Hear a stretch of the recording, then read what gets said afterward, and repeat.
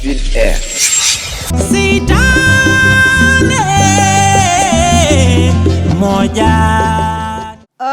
Lampaji ɗi bon en tout cas lampaderuji ɗi jimmi wiide bon ko hunde nde ganduɗa min ha hande ene waɗi ham oɗo wiyata ene waɗi ham ka ene waɗi mi ka pourquoi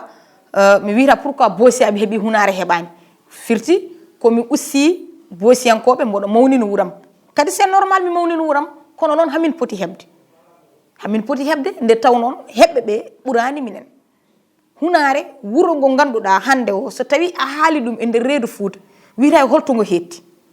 ko wuuro ngo ganduɗa waɗi ganduɗa marqué empreinte uji mum manam koko joƴƴini ganduɗa koko waɗi hunde ko ganduɗa kene settini ko wuuro ngo ganduɗa kadi ko nanago wuuro ngo ganduɗa ko wuuro banɗogo remonté e nder histoire to woɗɗi wadde nden hande so tawi won gueɗe ne garani guure ɗe surtout commune aji ɗi hunare en tant que kadi wonde ɗum commune mawɗo pourquoi hunare heɓani lampadeire uji ɗiɗon donc min oɗon ɗum ɗo mboɗo namdo c'est pas ko peut être ko mairie ndi woni ko daranahi ɗum en tout cas hande kala ko wawi wadde hen ko probléme hunare mairie ndi yiɗiɓe jaabo yiɗiɓe calo kala probléme goɗɗo ɗum walla kala ko foti waɗede waɗa ko kamɓe namdere par ce que kamɓe min joƴƴini toon ko kamɓe kadi poti waɗande minen ɗum ɗon donc min jiimi ko wasde wadde toon lampadeire uji ko mairie par ce que mbeɗa siftoro jour goto mi meeɗi namdade secrétaire municipal amen je lui salue de passage Demba Diong mimo mais pourquoi hunare par ce que mbiɗa immono mboɗa dawa 6 heures du matin nangumi potmi wuuro ngo 6 heures du matin ene niɓɓiɗi neldumomi photoje ɗe mbimomi SG Ndar ko leyri ɗo e wuuro he foof ko lampaji bitikaji holto to ɗum ɗoji public ɗi to goni o wino ma ar mbimi d' accord woni temps goto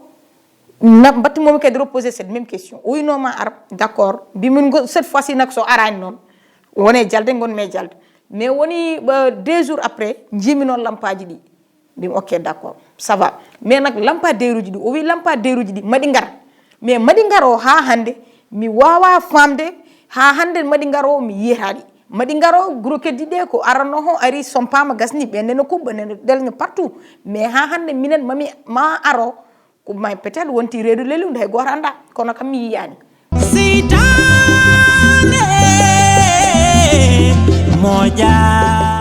élection Hammadou Hunare bon élection payaɗo en tout cas mboɗo wawi wiide yoɓe pat ko witte surprise ko ɗum yoɓe pat ɗum e nder Hammadou Hunare parce que eɗen gandi Hammadou Hunare ko wuuro ngo ganduɗa hande o ne waɗi candidature uji ene mbi sogo dogo gasata donc wadde nden goto foof ene wiya ko kañum kono noon yen gandu kadi gonɗo ɗo wiyani gonnoɗo mais gonɗo ɗo o par ce que ko kanko woni ha joni donc on ne aussi omo jeeya e ganduɗa e candidat ji he wadde nden ma wat surprise woni hollum hande o kanko gonɗo ɗo en o wonko yimɓeɓe ganduɗa cabbi e makko ko heewi kene fonno ɓeydanademo kanko doole e ñalawma hande o tawi so wiyama candidature uji yo postule tan tawi so woodi wonde candidat walla so woodi wonde taw ko opposant ji mais e nder tendance même parti so tawi candidat ji nene hen e kadi candidat ji ɗi kuccodirte ko kanko gonɗo ɗo donc balance gonɗo ɗo no aussi ko hunde nde ganduɗa ko politique mo meeɗani yeede e mbaɗa wawi wiide nder Hammadou Hunare donc yimɓeɓe yo pat ɗum ɗon ko ɗum tagui mbimi surprise ma wat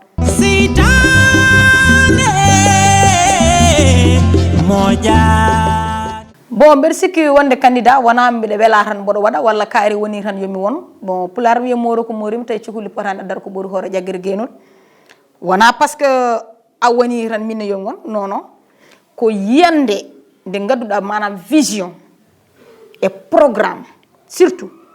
kadi mboɗo wadde ɗon erango yimɓeɓe surtout soɓe ƴetta neɗɗo soɓe gotana neɗɗo yoɓe gotana ɗum par rapport e programme mo jogui o hol gartam ɗam wawi addande yimɓe wuuro ngo hol jencude ndi wawi addande wuuro ngo tawi wuuro ngo ganduɗa dañata hen saɗede janggo e jaam walla taw yiyen hoore muɗum mais wona par ce que ko mbeɗa yiiɗi wadde candidat mboɗo waɗa candidat boy aɗa jogui kalis ma aɗa yaltina bon non non yimɓe yo guimmo oɗon domaine kadi kala bawɗo wadde candidat yo andu min de mi anda goɗɗo kono noon min Aissata Keita Ba ƴettiranmi ɗum ko par rapport e programme mo jogui par ce que ko mbiyami ko parti politique wona galle baba neɗɗo to weela fof toon wona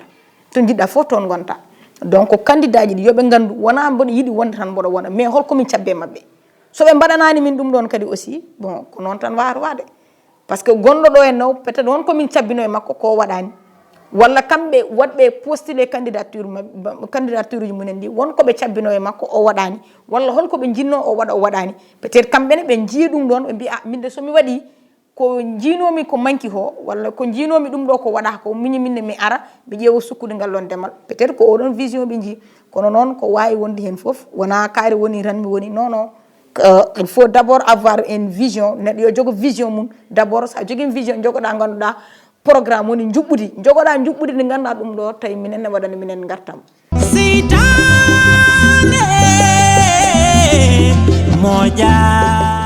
bon mi en tout cas c'est comment dire gargol wiide président way saliel min jidama kan en tout cas min momi ma e hunu ham bon j'ai pas peur de le dire way won wadi wibe non parce que sa hedima vidéo ji di ada yidum hen ada nana dum hen peut-être ko fodde mabbe walla ganda ko be musabe walla ko be yidbe changement mais en tout cas changement baado woni fof wona kam darade yeso président wiamo oy kaari min jida kaari problème ko régler dum ko gongare gongo ko ton to ganduda to urnaji to ko ton wala ton woni halaka so tawe yida neddo walla de yidimo ko ton jahara ton gonge fenande wawar sertude kono kadi bon darade ha yeso président wi non peut-être nyani mudum adanduno ko wadbe tek bodeje bon tek bodeje kam kalto jida fof ko weltare ala don peut-être nyani mudum jomuno walla yimbe be don be mettin gol ganduda parce que won ko be ciabbino be jiani mettin gol ganda ha sabi be mbiya non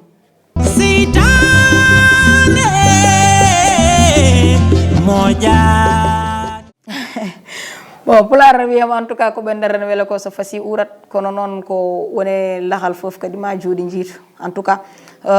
dum don kam hulbinahi kono ne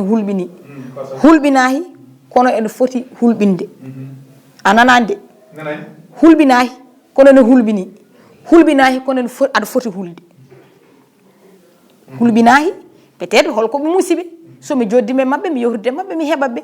en hulbini leede so biyama wuro so biyama woni hen ko leede nayi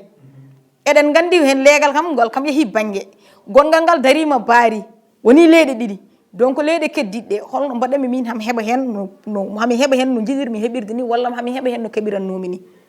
adan dum don hulbinima mi foti hulde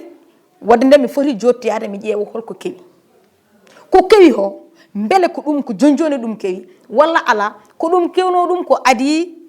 nde bede yaharon haake be mbadandani holto problème woni nde taw non yimbe be hande be jogima pinal ngal ganduda e politicien ji di holngal pinal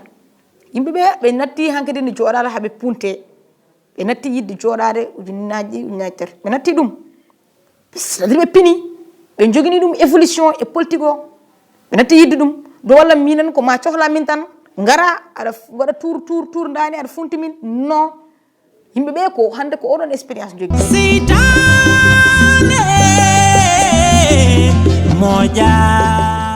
bon en tout cas dum madum yehika le 23 janvier wadani haydara 2022 campagne o wulad hika tewona Hamadou Hunar tan partout ko yidde wiide odon idéologie ko dum gonno mi haalande manane ko wadi évoluer ko changer c'est déjà révolu ko changer yimbe be jetti dum ko hunde de ganduda ko ƴeŋi c'est-à-dire ko wadan minen min jiya nde taw non yimbe be ndenda be badanno de peut-être be ngala hen humpito kadi woto jejjiren enen affaire mairie je dum don en boyan ko dum are meden en ganda ngalana dum humpito kadi nde dum ari nde ari juste ko wonnobe do gila den en mbadda dum doji be ben hankati ne mawni ari ko jeunesse mo ganduda ari ko suhabe be ganduda cikkuno ma raw ko kaliso hokkede 10000 e 15000 cikar ko dum wonno politique o be jottimo non be gandi dum don be gonno ko erreur e der erreur mo be gonno o habene je wadde ganduda wadde rectifier erreur manam habene je no be badir fere fof habe gitti ganduda ko bowle e der kosam ko so be gitti ko bowle kosam ko be jira no ko kosam bolam wondo den ma en gandu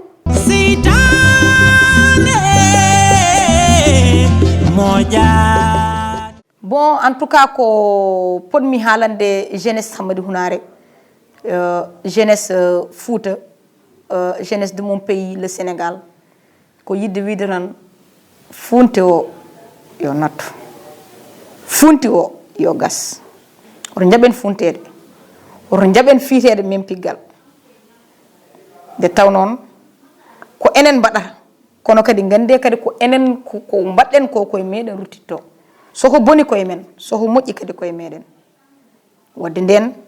ƴeewen change de vision ngaji ƴeewen change de jaɓɓal mbaylen mbaadi mbaylen jaɓɓal ganden peut être ko gonnoɗen e wadde ko erreur par ce que hande o sa yi mouvement ji ne jibine nder Fouta ko meeɗa yiyede e mouvement de contestation darotoɓe lang wiya ɗum ɗo wonta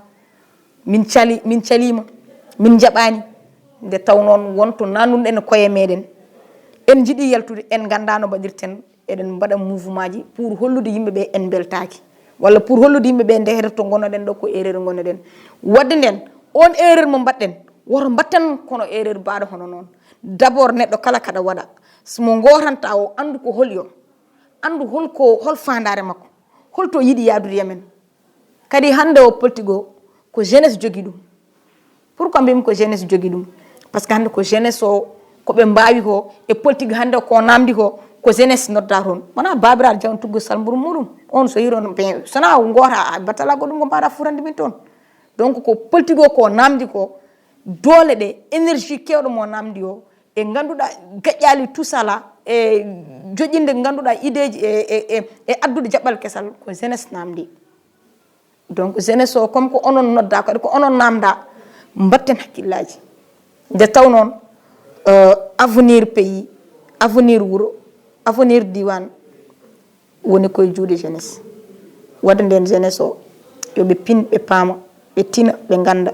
funti yo nattu oto pirɗen men piggal Allah jarama Sar Keita merci